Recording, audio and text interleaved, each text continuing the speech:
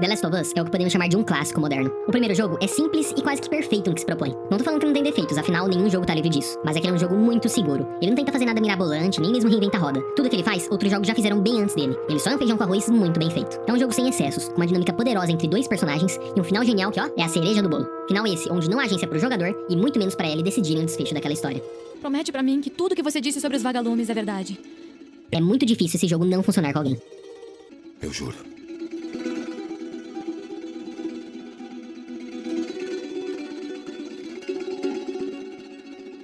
Tá.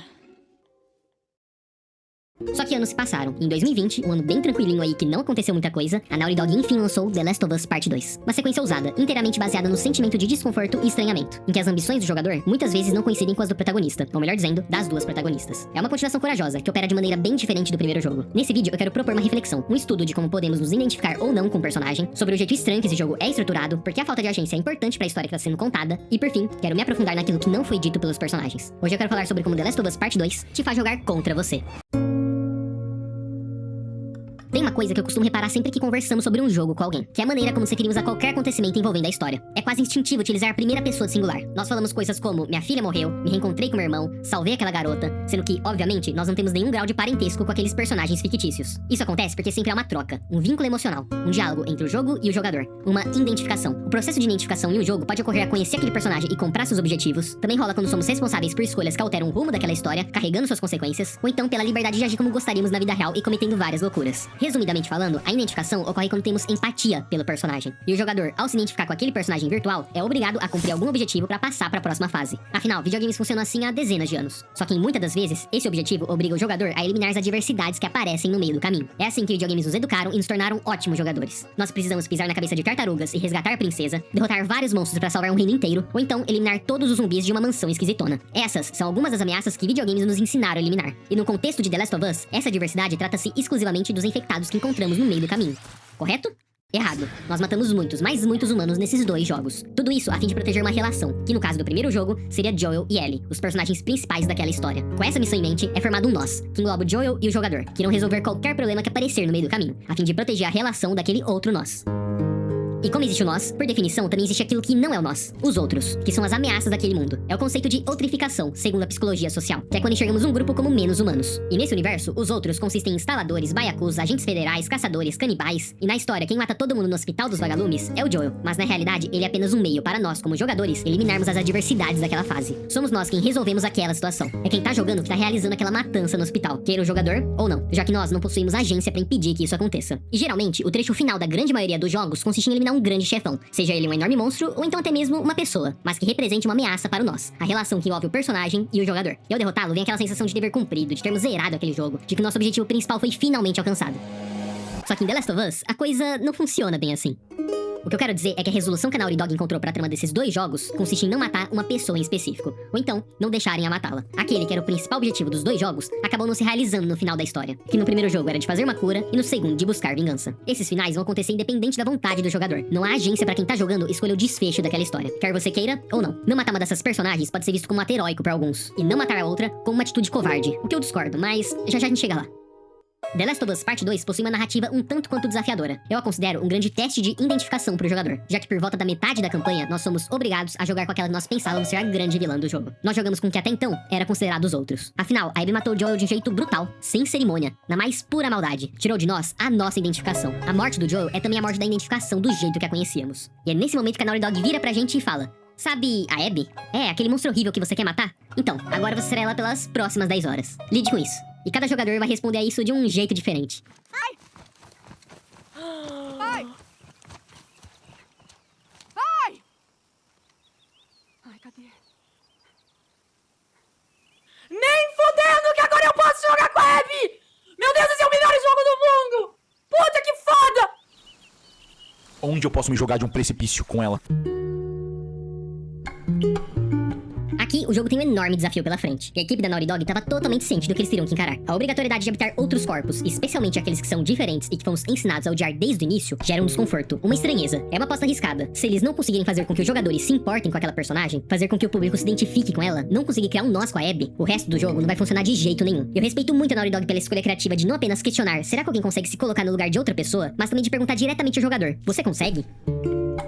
E o jogo é montado e inteiramente estruturado para que esse tema seja discutido. Se você for mexer na estrutura bagunçada e não linear desse jogo, seja revelando o passado da Abby no começo ou intercalando entre Ellie e Abby, você estaria contando uma outra história, explorando um outro conceito. Se você muda a forma como uma história é contada, você muda a história em si. E como consequência dessa troca de protagonismo, qualquer identificação que o jogador desenvolva com uma das duas protagonistas daquela trama passa a carregar a inevitável tensão de que em determinado momento também somos obrigados a lutar contra sua adversária. E quando o jogo obriga o jogador a jogar com uma delas e transforma a outra em um chefão final a ser derrotado, acaba gerando sentimentos conflitantes em qualquer um que seja investido naquela narrativa. Você é obrigado a descer o murro naquela personagem, mesmo se você não concorda com aquela situação. Não há nada que possa ser feito. A menos que você, sei lá, largue o jogo e desinstale ele. Mas não existe escolha, não há agência pro jogador decidir o que vai acontecer. É nesses momentos de atrito, de divergência com o jogo e quem está jogando, que o jogador se pergunta: quem sou eu naquele momento? O que pode ser facilmente visto como um problema por muitos jogadores é o que faz essa narrativa tão poderosa e única no meio de jogos mainstream, onde parece que tudo é feito matematicamente para agradar o maior público possível. E apesar da história dos dois jogos ser contada através de uma ótica muito cinematográfica, o que pra muitos pode ser visto como um viralatismo midiático, o famoso jogos que querem ser filmes, isso aqui que The Last of Us Part 2 tenta fazer é algo replicável em outra mídia. Precisa da conexão, da interatividade, da identificação, ou então da falta dela, pra dar certo. E jogando com a Abby, é interessante notar que a Naughty Dog não quer pintá-la como um anjo, uma ótima pessoa e totalmente correta. Essa nunca foi a intenção deles. Eles fazem com que essa troca repentina de protagonismo seja algo difícil pra eles mesmos. Afinal, eles mostram novamente a morte do Joel, onde assumimos de vez o controle com ela. A Abby ainda comete erros e ações no mínimo questionáveis, e todos os seus amigos fazem questão de lembrar da tortura que ela fez com o Joel lá em Jackson, já que parte deles não concordam e condenam aquela violência extrema. Eu nem sempre fiz a coisa certa. Você é um lixo de pessoa, Abby. E como que no fim, todos eles foram condenados por aquele momento, que tem a Abby como a principal culpada disso. Eles optaram pelas decisões que deixaram o jogo mais interessante narrativamente, ao invés de ir pro caminho mais fácil, que seria mostrar a Abby só realizando boas ações, sendo uma pessoa perfeita, ou então reestruturando aquela história. Isso só tornaria a Abby uma personagem fraca com uma proposta desinteressante. É mais difícil retratar o quão humana e complexa emocionalmente ela é. Como que ela comete erros, que ainda é uma pessoa falha, mas que tenta ser melhor, só que também é contraditória, que tá perdida e que só agora tá procurando por um pouco de luz. O que aconteceu com a gente? Vai ver, a gente parou de procurar a luz.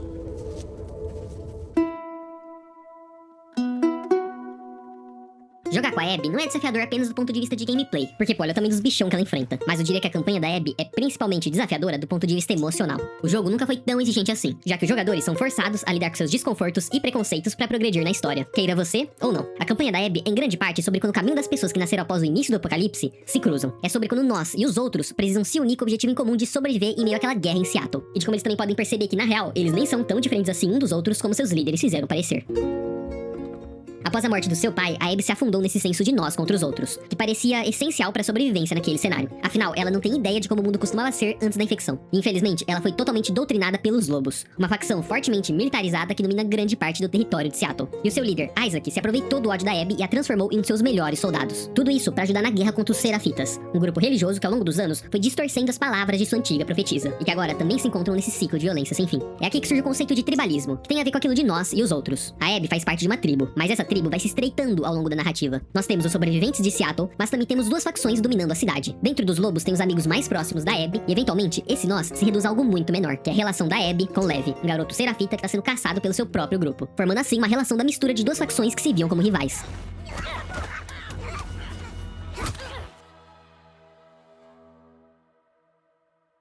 The Last of Us é uma franquia que tem como seus temas centrais a confiança. Aqueles personagens confiam uns nos outros além da sobrevivência básica, abrindo espaço para expor seus sentimentos, também para revelar um grande segredo para alguém, ou então para confiar sua vida a uma única pessoa. E tem vezes em que essa confiança pode até mesmo resultar em algo fatal.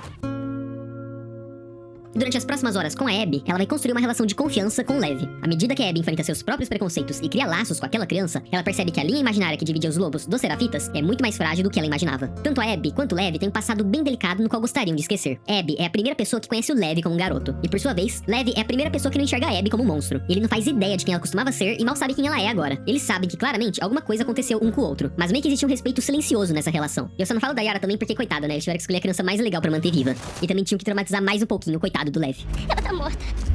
Meu Deus, ela tá morta. Vem, aqueles putos eram sua gente. Você é a minha gente. A Abby aproveita essa oportunidade pra tentar ser uma pessoa diferente, pra ser a pessoa que ela gostaria de ter tido quando também tava perdida na escuridão. Ela usa disso pra ser a luz de alguém, e consequentemente, o Levi também pode ser o mesmo pra ela. Talvez cuidar dessa criança seja uma maneira de curar sua própria versão mais jovem, e também de impedir que aquela criança inocente siga seus mesmos passos e acabe cometendo seus mesmos erros. Os dois jogos mostram como a luz de alguém é a razão pra continuar lutando e sobrevivendo naquele mundo cruel. Tanto Joel quanto a Abby começam suas histórias perdidos em sua própria escuridão, e eles encontram a luz salvando e cuidando de uma criança que foi extremamente machucada por aquele mundo violento. Já que afinal, quando foi que a humanidade deixou de procurar a luz? Quando estiver perdido nas trevas, procure a luz. A esse ponto, a Abby tá totalmente distante do seu passado. Com essa criança ao seu lado, ela jamais será lembrada por sua antiga versão. Bom, exceto por uma pessoa aí. E chega a ser irônico pensar que em todas as vezes que a Abby se encontrou em uma situação que colocava sua vida em risco, chegando bem perto da sua morte, ela foi salva por quem ela considerava seus inimigos. Ou melhor dizendo, por quem ela pensava ser os outros. A Abby já foi salva por quem ela queria matar, também foi salva por um grupo no qual ela já matou muitas pessoas, e agora foi salva por alguém que quer matá-la.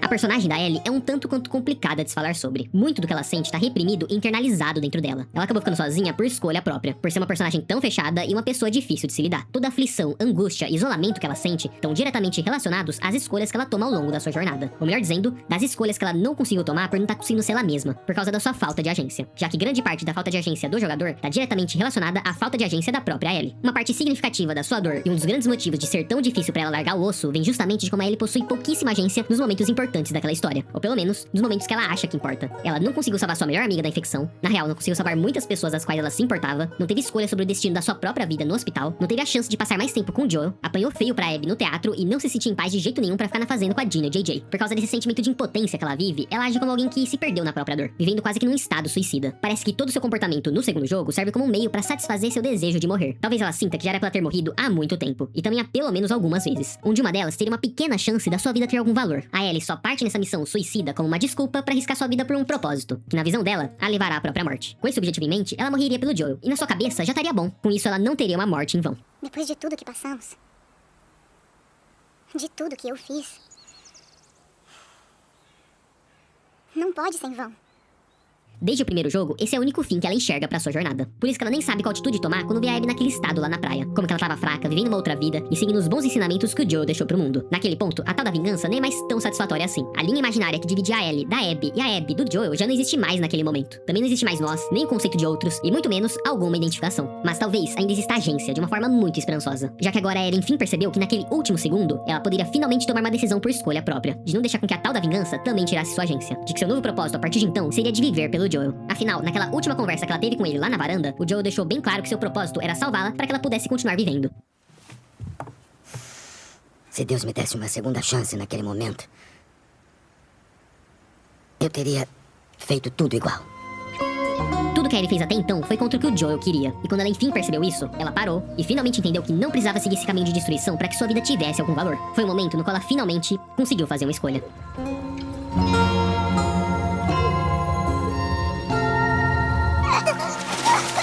Todas as questões levantadas anteriormente, o jogo responde, seja por algum diálogo, por algum detalhe na atuação, ou então algo que ficou no subtexto. Só tem uma questão que ainda fica em aberto depois da conclusão da história, mas o jogo infelizmente não consegue respondê-la, já que ela é colocada aposta para os jogadores responderem essa pergunta. Você consegue ter empatia por alguém que você odeia? E como vimos nas reações pela internet, a exploração desse conceito acabou sendo um desafio e tanto pra muitos jogadores. O que era justamente a premissa do jogo. Nem todo mundo é herói em The Last of Us. E nem todo mundo é vilão. Nem todo mundo ama esse jogo. E nem todo mundo odeia esse jogo. Não precisa existir o conceito de nós contra os outros. Já que no fim, não tem lado certo ou errado.